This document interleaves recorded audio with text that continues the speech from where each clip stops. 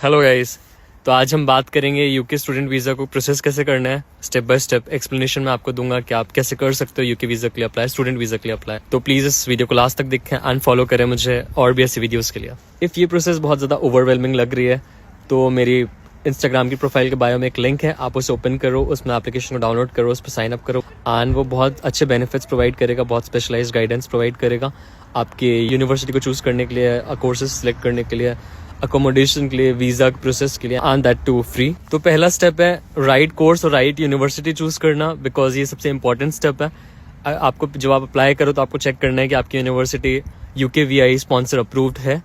अगर वो अप्रूव्ड है तभी आप वीज़ा के लिए अप्लाई कर पाओगे, अगर अप्रूव नहीं है तो फिर वीज़ा नहीं हो पाएगा। तो जब आप अप्लाई कर दोगे यूनिवर्सिटी आपका एप्लीकेशन को रिव्यू करेगी एंड उसके बाद आप दो में से कोई एक तरह का ऑफर देगी, या तो कंडीशनल ऑफर होगा जिसमें आपको कोई कंडीशन सेटिस्फाई करनी पड़ेंगी, या फिर अनकंडीशनल ऑफर होगा जिसमें कोई कंडीशन सेटिस्फाई नहीं करनी पड़ेंगी। एंड कंडीशनल ऑफर मिलेगा तो फिर पैनिक करने की कोई बात नहीं है, दिस इज वेरी नॉर्मल। फिर आगे बढ़ने के लिए हमें उस ऑफर को एक्सेप्ट करना है एंड एक डिपॉजिट पे करना है। डिपॉजिट बेसिकली इसलिए पे करना होता है कि हम कंफर्म कर रहे हैं कि हम सीरियस हैं इस यूनिवर्सिटी में जाने के लिए। एंड फिर जब हम ये सब कर लेंगे तो यूनिवर्सिटी हमें कैश लेटर इशू करेगी। कैश मतलब होता है confirmation of acceptance for studies and ये बेसिकली आपका टिकट होता है कि आप स्टूडेंट वीज़ा के लिए अप्लाई कर सकते हो। अगर आपके पास कैश नहीं है तो फिर स्टूडेंट वीज़ा नहीं अप्लाई कर सकते आप। फिर इसके बाद आती है बारी पेपर वर्क की। आपके पास पासपोर्ट होना चाहिए, आपके पास कैश लेटर होना चाहिए, आपके पास फाइनेंशियल प्रूफ्स होने चाहिए, आपके पास एकेडमिक सर्टिफिकेट्स होने चाहिए एंड आपके पास इंग्लिश लैंग्वेज का प्रूफ होना चाहिए। ये सबसे स्ट्रेसफुल स्टेप है बट मैनेजेबल है। फिर इसके बाद हम स्टूडेंट वीज़ा के लिए अप्लाई कर सकते हैं उनकी ऑफिशियल वेबसाइट से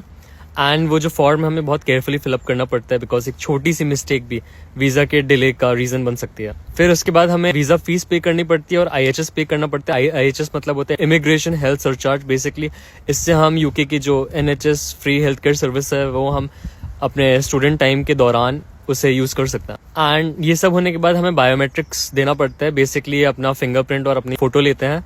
यहाँ पे कोई इंटरव्यू वगैरह नहीं होता है, तो आपको अपनी बायोमेट्रिक्स की अपॉइंटमेंट बुक करनी होती है एंड फिर जाके वो देना होता है। एंड अब आते हैं सबसे डिफिकल्ट पार्ट, वो है वेट करना, पेशेंट रहना, सब्र करना। क्योंकि हमसे सब्र नहीं होता है, हम यूजुअली मेल्स को रिफ्रेश करते रहते हैं, बट कुछ वीक्स लगते हैं वीज़ा का रिजल्ट आने के लिए, तो उसके लिए आपको थोड़ा पेशेंट रहना पड़ेगा, सब्र करना पड़ेगा। फिर जब आपका अप्रूवल आ जाए तो बस खत्म, आप अपना फ्लाइट का टिकट बुक करो, आप यूके आओ, अपनी पढ़ाई करो और एंजॉय करो। एंड अगर आपको ये वीडियो अच्छी लगी है तो प्लीज़ मुझे फॉलो करें ऐसे ही और कंटेंट के लिए।